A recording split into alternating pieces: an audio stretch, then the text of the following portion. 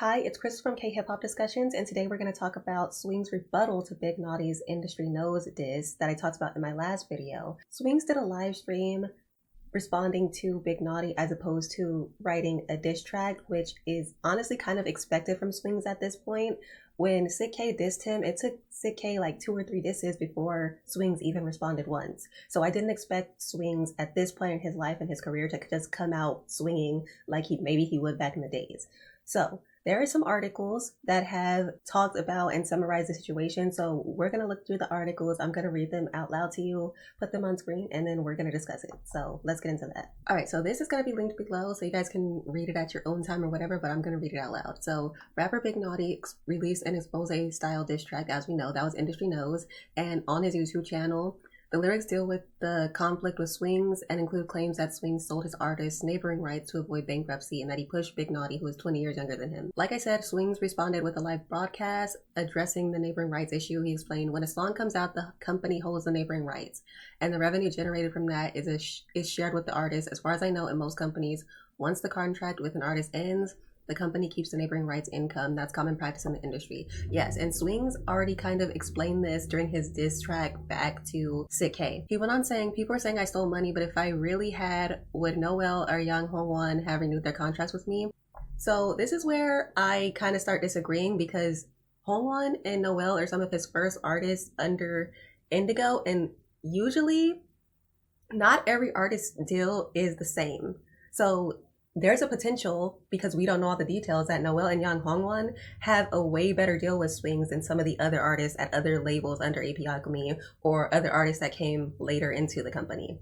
There's also a chance we don't know all the interpersonal dynamics between Swings, Yang Hongwon, and Noel.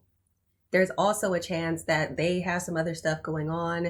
Maybe they have a loyalty going on. Maybe they're closer friends. Maybe they're feel indebted to Swings. Maybe they're standing behind Swings. Maybe Swings is giving him them a better deal than necessarily other companies. A lot of artists have complained about companies being shady and companies being greedy, and for the most part that actually is true, because companies want to make profit. That's what all companies are for.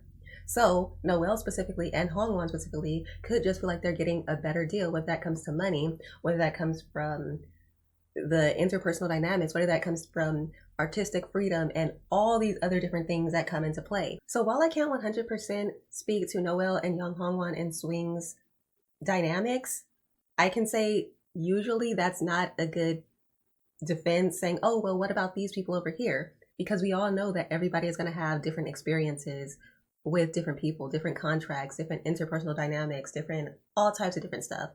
And Noel and Yang Hongwon, they came in at a time where they were at the top of the world, at their peak. So naturally, they're going to have a little bit more leverage on their end than maybe a lot of other people. So that's where I'm coming from.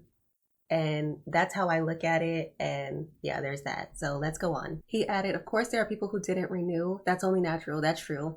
When you hit your early 30s, doesn't everyone want to start their own label? So they all left and started their own companies. Okay, that's fair enough. That's a good explanation, so there's not really much refuting to that. He also addressed the allegations that he used violence. Swing said, first of all, he was the one who was drunk. Let me say this in advance. There is CCTV. At Giriboy's birthday party, Big Naughty was sitting right next to me. He pushed me first, so I pushed him back. He keeps saying he's a victim of violence, but he was the aggressor. I contended he hit me first. It's all on CCTV. When a kid who's 20 years younger does that, how could I not get angry? I grabbed his shoulder, pushed him against the wall, and shoved his shoulder. Okay, fair enough. So it seems like that potentially could have been mutual combat. We haven't actually seen the CCTV. So the next step would be to actually drop the CCTV and see if there actually is CCTV, because people could say that and then it's not there, and if it actually corroborates either side story. So yeah. Swings then said they later made up after the incident, which makes sense, okay. And even revealed a text message that he had exchanged with Big Naughty. Okay, so that's one thing. In a message to Big Naughty, Swings wrote, isn't it really bad for you that you keep distorting the truth because of your ego? I resent you a lot, but I don't want to waste my energy on things like this. You're 17 younger than me. Your future is bright. You could do so well, so why are you doing this? Swings concluded his live broadcast by saying, as for the rest of what was said, it's not worth responding to, so I won't talk about it. Okay, so as far as them making up, okay, that kind of makes sense, but I also understand that people make up just to smooth things over when they're not actually over it. So just because Big Naughty and even Swings both are acting amicable during this exchange, they could be responding from the point of view of these text messages might get out one day, which they did. And at that time, they could be like, oh, I just want to squash it. But then later, they might start thinking about it more and be like, wait, actually, this, and this. And this is both sides.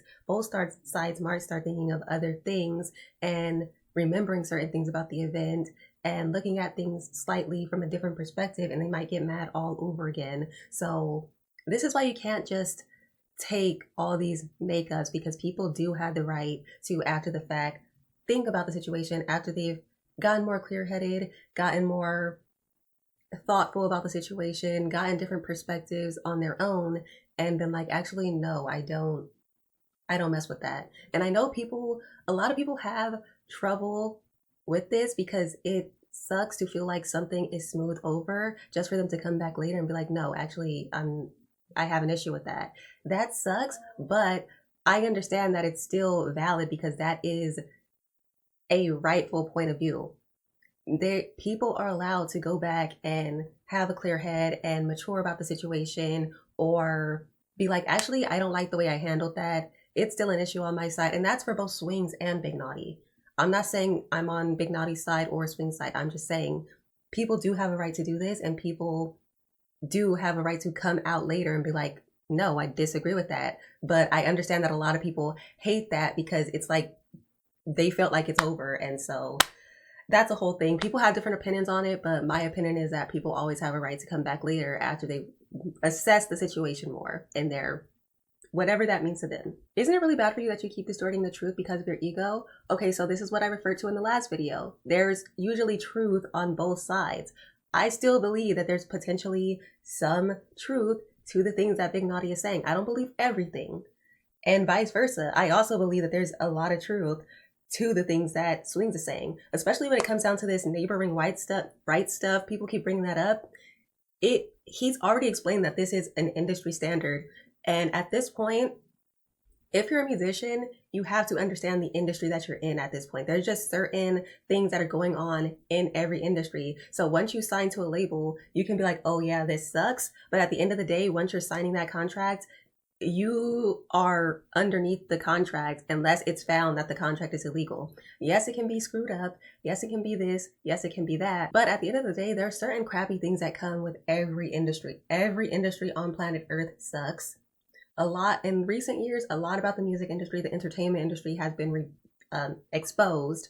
And so there's that. Every industry sucks. Every industry sucks. Having your own business sucks. So there's that. I'm going to keep it real. This might be a little controversial, but I think what's going on in the K-hip-hop industry, and somebody can correct me if I'm wrong, there's just a lot of he say, she say stuff going on. There's a lot of complaining. There's a lot of gossip. There's a lot of smiling in everybody's face and going behind their back and ripping them up. There's just a lot of nonsense going around. There's a lot of people jumping in to pick up other people's battles. There's a lot of people who are listening to their friends, assuming that their friends are right, assuming that there's not two sides of the story, assuming that their friends aren't saying it from their perspective. And then in addition to that, I can tell that people already have certain disdains for certain people. And so they're automatically just, as soon as they hear something, they're willing to immediately jump on it and be like, oh yeah, let's go at them. Let's drop a diss track. Let's do this. Let's do that. Let's talk about this. When nobody has the whole story. It's a whole bunch of telephone going on. It's a whole bunch of gossip. It's a whole bunch of smear campaigns. It's a whole bunch of immature stuff going on. I can tell. It's a lot of nonsense. It's a lot of built up emotions. It's a lot of unspoken stuff and all of this stuff going on. So when it comes down to it, I don't know who hit who first, whatever. People are throwing drunk allegations around. I'm pretty sure everybody had some type of alcohol or some substance in their system, period. So some people may say some people are more drunker. Some people may say the other person was more drunk, whatever. There was probably some type of drinks going around for everybody because that makes sense usually at a birthday party. And on top of that, a lot of people misunderstand how drunk they were at the time. So I can see that maybe Swings felt like Big Naughty was the drunker one, and maybe Big Naughty felt like Swings was the drunker one. So like when that comes down to that, that's just, you can't even tell, like, whatever. That's, at that point, it doesn't matter who was drunker, who started it, who finished it, who, whatever. I do believe that both people probably exchanged physical aggression. That seems like mutual combat to me, so that's whatever. But to me, for Big Naughty, it seems like he's mad and resentful of Swings for a whole bunch of other stuff.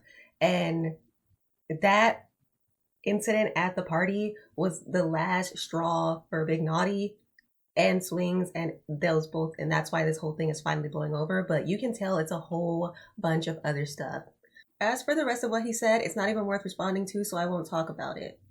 All right, that seems like a convenient way to dodge all of the allegations, but at the same time, some of these allegations are going into potentially criminal territory or litigation territory. So I see why Swings is like, I'm not just gonna put this out there. Yeah, so I understand that, but it goes back to Big Naughty again.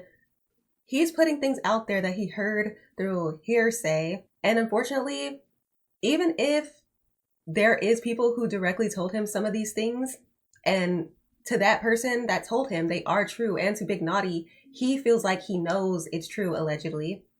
This is a thing that happens in a lot of different industries as well. People will go and complain and vent to people and tell people their grievances, and then that person will go step in and like step up for them and talk about it, and this happened and this happened and this happened. Then when stuff hits the fan, that person who told the person in the first place their grievances, they'll step back and be like, oh no, like they won't confirm, they won't speak on it, anything like that.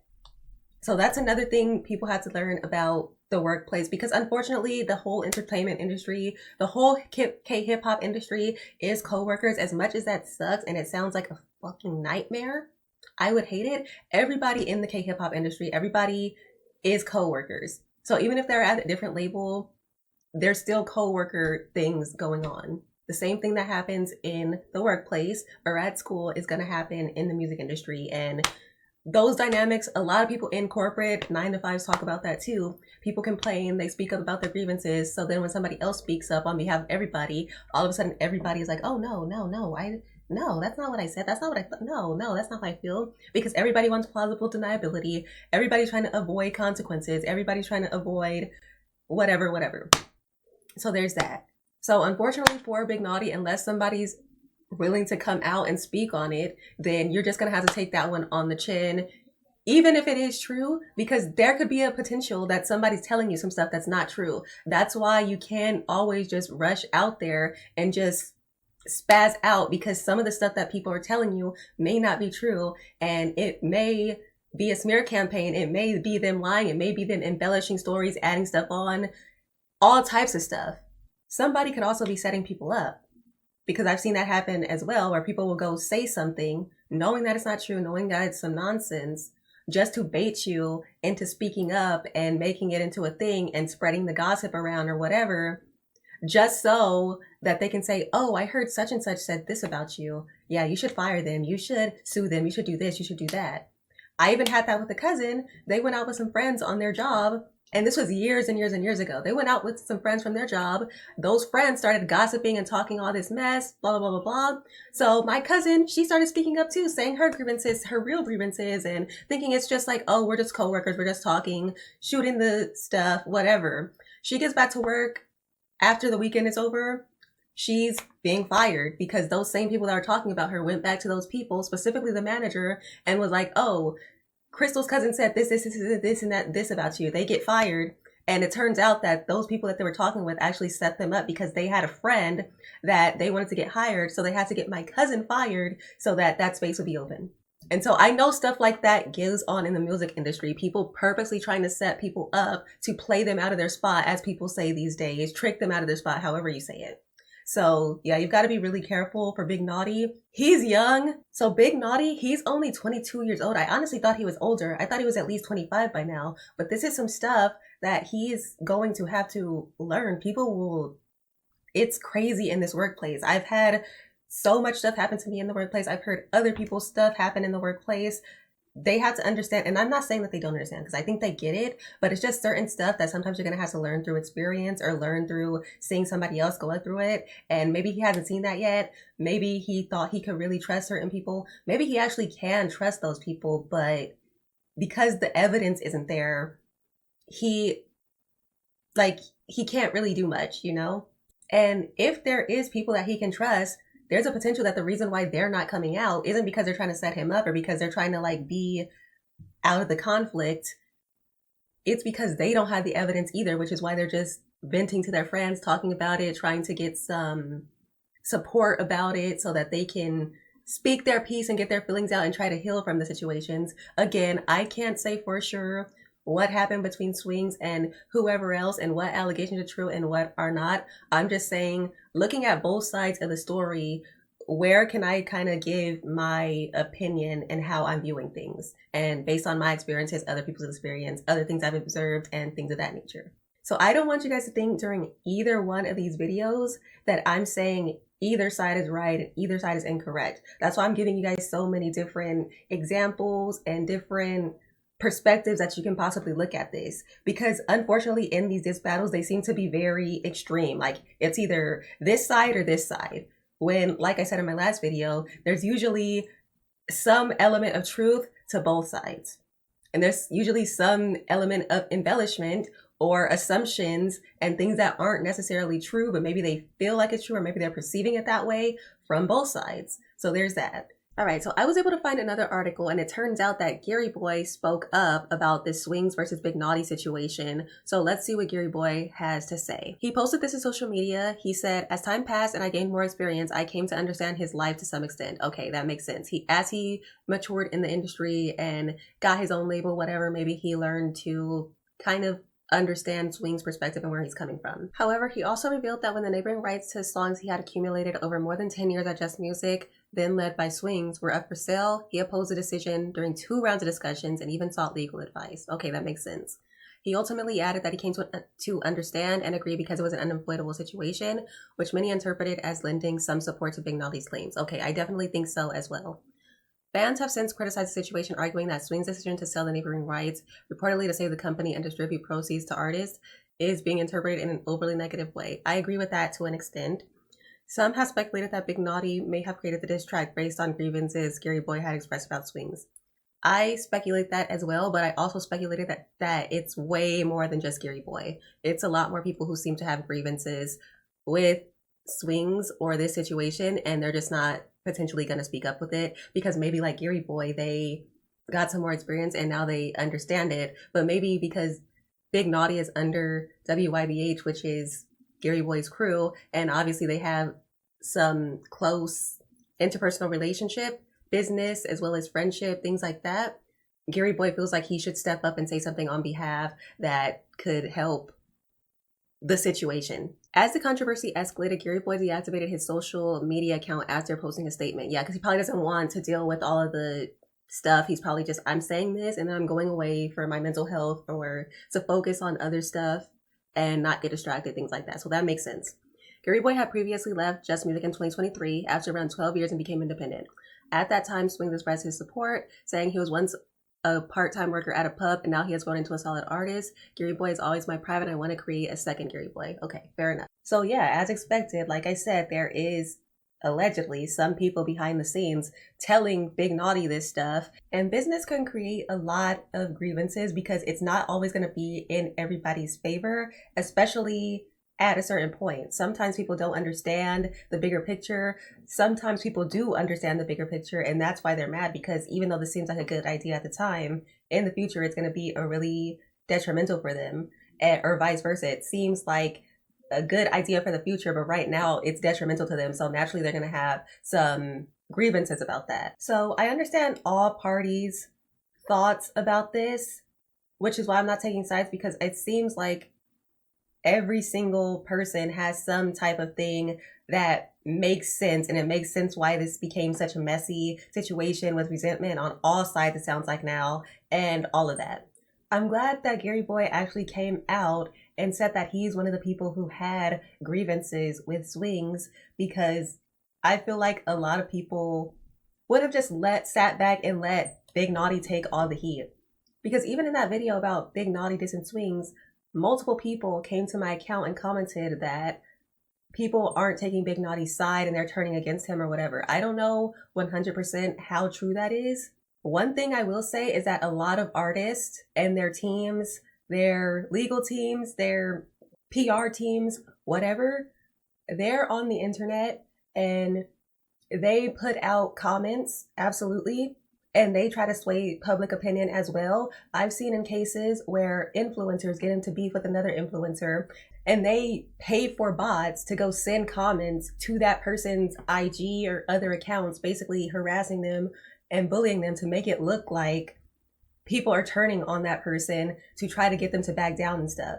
And I know that an artist would definitely do that thing. Something like that. We've seen this with the Amber Heard and Johnny Depp trial. A lot of people talk about that.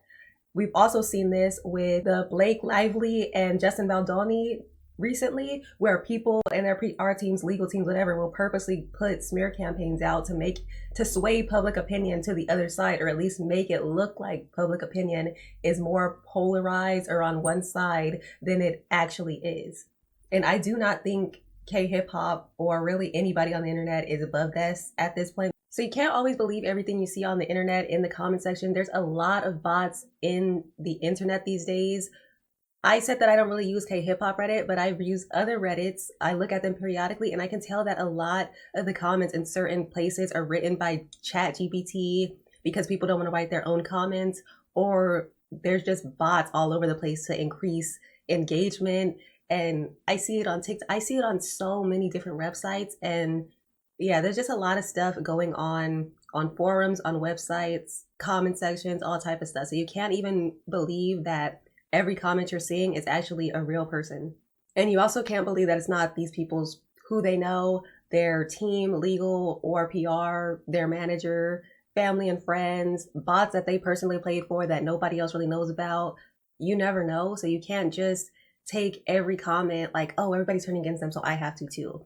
You got to kind of have your own analytical skills and be able to look at situations and form your own opinions separately from what they're saying on whatever social media site, what they're saying in the comments, whatever. That's a little off topic, and I'm not accusing anybody of anything, but I just wanted, since I feel like this is a good time to say it, that's why I put that out there, because it could be relevant and I don't know 100% for sure. But overall, I don't see myself turning on anybody in this situation from this. This seems like some regular everyday stuff, some industry stuff, some business and friendship, interpersonal stuff. So at this point, I haven't seen anything where I need to turn on anybody, stop being a fan of Big Naughty, stop being a fan of Swing, stop being a fan of Giriboy. This is our interpersonal strife that went public. But this is a very normal thing for people to be in any industry or in any friendship, business partnership, whatever.